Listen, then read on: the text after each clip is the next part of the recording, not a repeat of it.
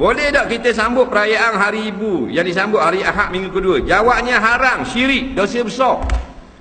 Hari ibu ni hari kafir laknat.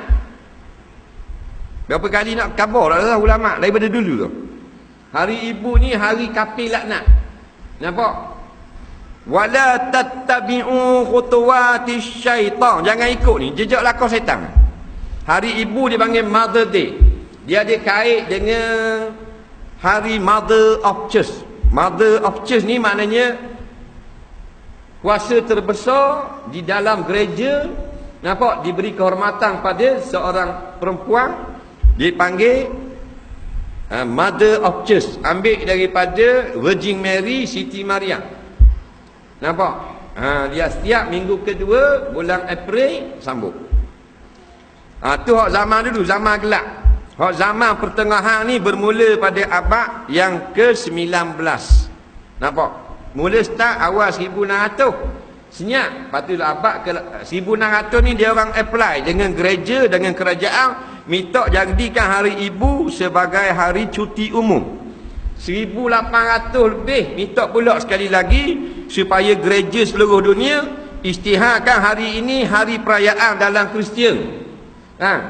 1862 tak silap, pada tahun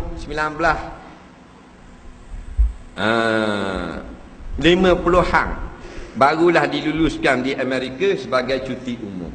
Nampak? Jadi dirayakanlah dengan sehebatnya, menanglah puak-puak Mother Day ni, jadi hari ibu dikira dalam negara Kristian hari cuti seluruh negara Kristian. Nah, maka sebab tu haram kita sambut. Nah, sebab orang Kristian dia akan buat mother cake, kek ibu, dan beri kemak. Setahun sekali beri kek kemak. Islam aja ada masa pergi rumah mak atau pulut panggang.